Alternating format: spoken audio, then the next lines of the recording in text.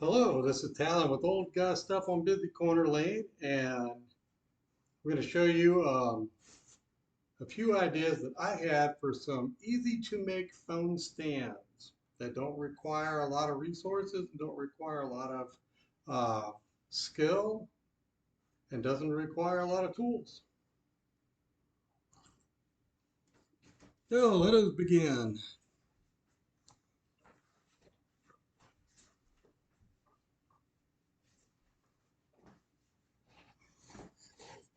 Pick this phone up, set this aside for a minute, and I'm going to show you what I did for all the cuts on this one particular phone stand, which is in pieces right now, but that's quite okay.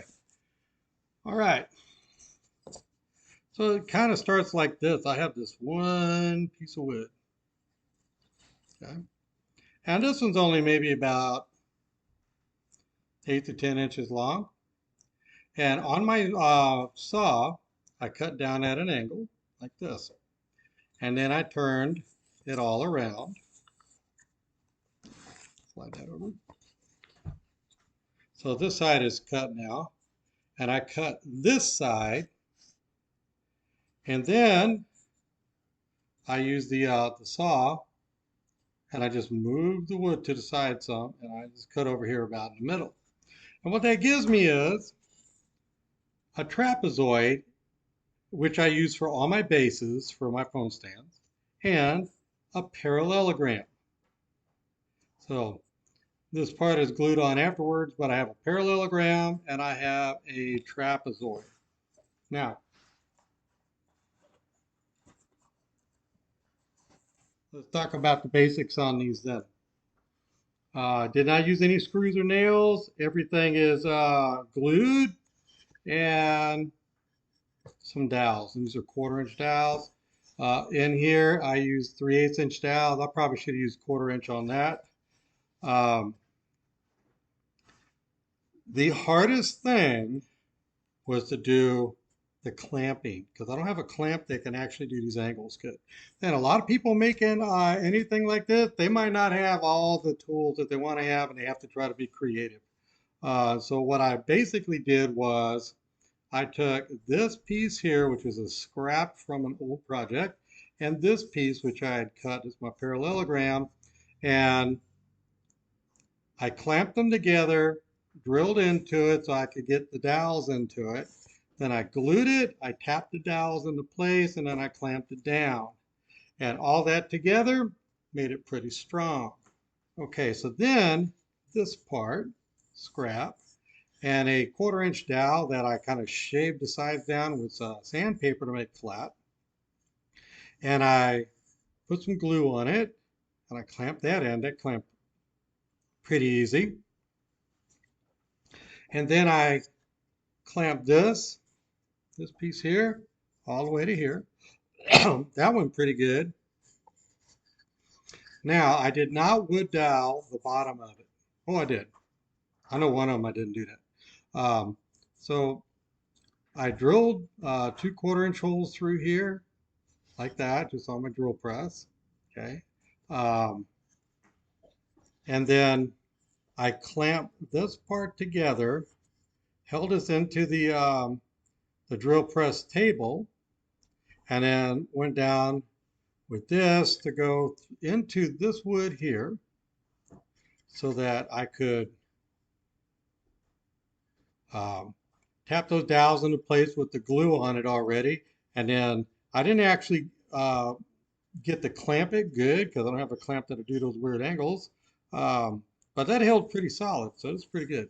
Now, the way this would look with my phone on it, okay, this is in like the vertical mode. And while there's a lot of phones sitting up above the top, most of the phone is actually down low. And then this 1/4 inch dowel keeps the phone from wanting to slip off. So overall, it's a basically good design in my opinion. And I can go sideways with it if I want. The limitations on this though really are the fact that if I'm using it like this, I cannot charge up my phone. However, If I'm going side, if I need to charge a phone, I can go sideways. Put that one aside. My friends will never forgive me if I don't show this one. This is my redneck one right here. I got some duct tape holding it together. And then put my phone on it like that. I'm good to go. Yes.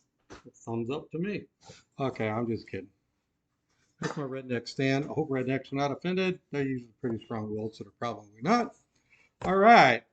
I came up with this one. I got the big hole here for charging. And I got all my dials are 3/8 inch. Okay. The way I made these knobs was with a doorknob whole thing. You can buy a pack with got like 4 different sizes in it, pretty inexpensively at a lot of hardware stores. And so what I did was I put that in my drill press. You could use regular drill, and I just drilled down, and I got this knob that's actually a little bit bigger than this.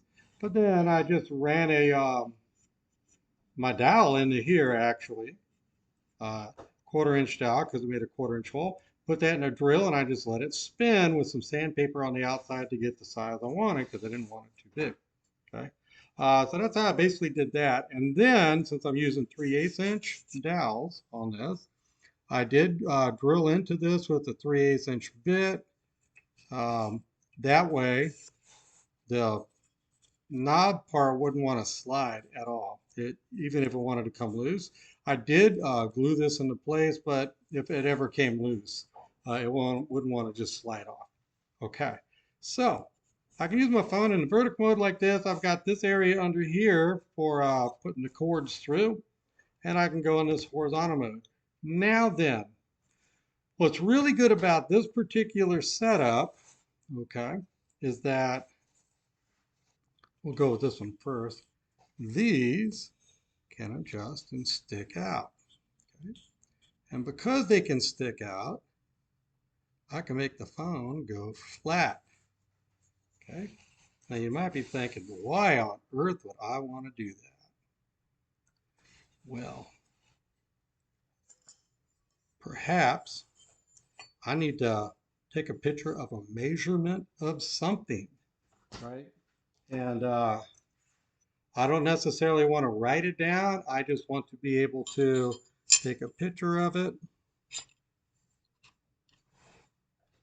kind of like this, and I can see the numbers pretty good. So that click, I take my picture, and show you what that looks like here. I just kind of messed it up. I'm holding a computer to do this. But I can see my display really good on the phone that is horizontal. So that's very helpful. But then I'm thinking, well, what if I want to take a picture of something across the room? Well, okay, so being flat like that isn't really going to help. That does the into place, but I can go like this.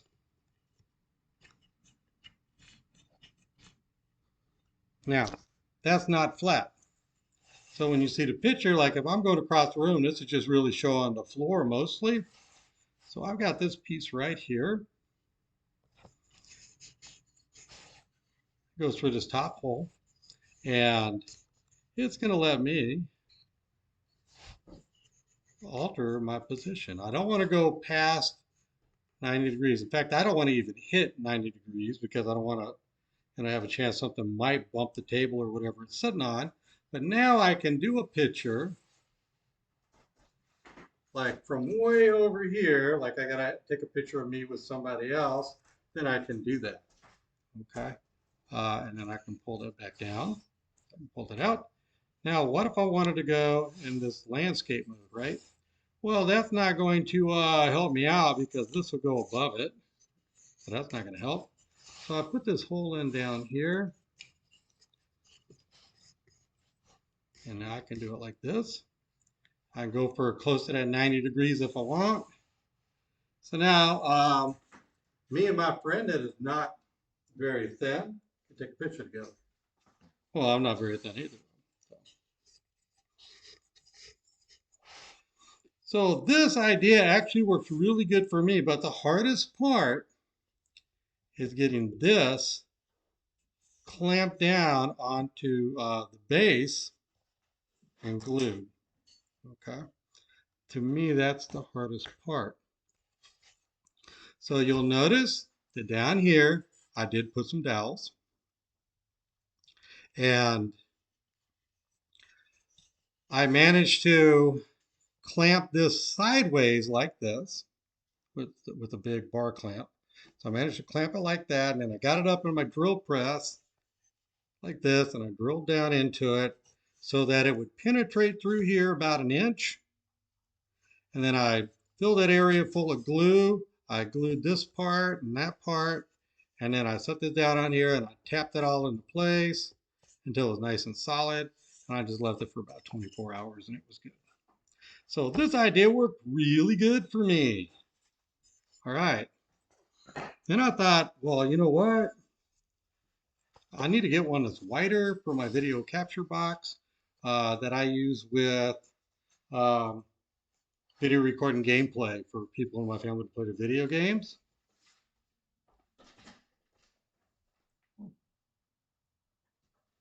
Sorry, my puppy wanted out.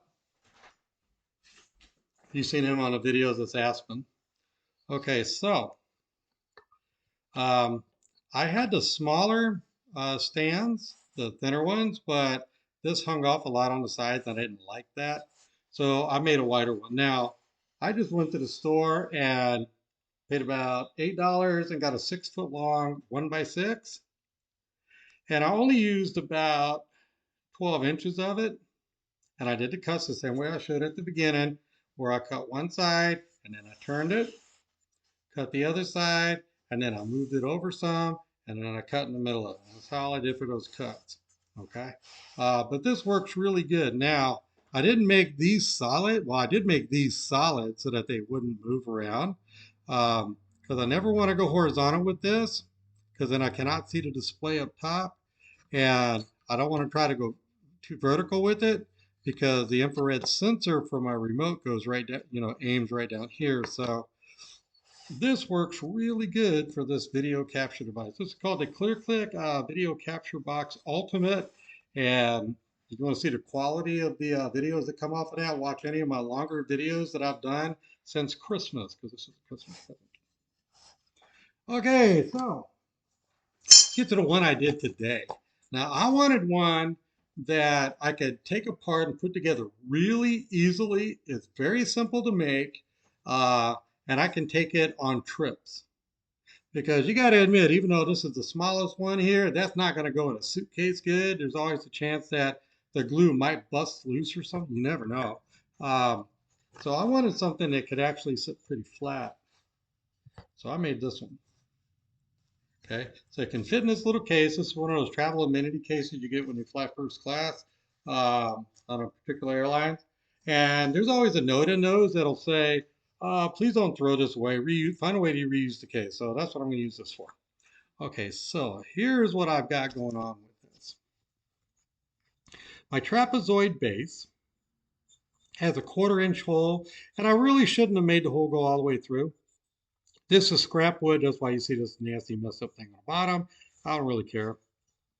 Be honest with you, if I do, I'm just going to fill it full of like sawdust and wood glue and smooth it out. Um, but got a 1/4 inch hole. I shouldn't have gone all the way through, but I did. Okay. Um, but this lets me put the dowel in like that. Now then, I've got this part at the same angle as this, just because I'm trying to be consistent with my angles, and it didn't matter what my angle was, but I wanted to be consistent. Okay. Um, I have a hole that goes out through the top. So technically, if I wanted to use a longer one of these, I can push this down and have the dowel come out the top a lot if I wanted to do that. Okay. And all I gotta do is twist some and it'll come off. And if this ever becomes kind of loose, I can pretty much replace the dowel if I need to, or do something to tighten it up. All right, so I've got this. Sits like that. I don't need to have any special holes for the cords to go, Because when it's sitting in vertical mode like this, it's not going to be able to charge like that. But if I'm sitting horizontally like this, I would be able to charge it. Just plug it in the side. I'm not worried about being able to, have it up at an angle to take pictures. The whole idea is we put it in our backpack or our suitcase, whatever. We get to whatever hotel we're going to stay at. We can put this up on the tabletop or countertop and have a stand for our phone ready to go. Now, this particular phone case actually came with a back part to it, which was very bulky and didn't fit in our pockets good like this does. And it actually had a stand on it, but the stand itself broke. Otherwise, there was one made into this thing here. But I had some scrap wood, and I thought, well, let's go ahead and do this, right? So basically, we can sit like this. If I decide I'm going to clamp the base down for whatever reason, like maybe make a thing for in my truck, then I could have a setup like this and have that where this is permanently mounted. Then if I want to turn the phone, I can always turn it. So maybe I can see it better or the person in the passenger seat can see it better, depending on, what our needs are. So these were the ideas that I had for these particular phone stands. If you want to leave a comment, what you think, please try to be polite. If you don't like one, you think it's a terrible idea, you can let me know without being rude. You know, it's possible. Um, if you think you have a better idea, or at least an idea is good, let me know what that is and describe how that would be made. And I'll be more than happy to go in the garage and take some scrap that I got and see if I can make that design too. And if it comes out good, I'll take a picture of it and try to post it up online and you can see it. Um, I'm not a master of woodworking or anything. I have very limited tools. I mean, the most I got a router. I got a miter saw, which has issues. I, I have a drill press and I have a belt sander. And other than that, it's hand tools. But I can try to get creative. I took my hand saw and made a table saw out of it by turning it upside down on a piece of wood. But I'm a low budget guy. So if you have an idea, let me know what it is. I'd appreciate hearing about it. And um, this is Talon with Old Guy Stuff from Busy Corner Lane. Have a safe, happy, peaceful, wonderful day, and goodbye.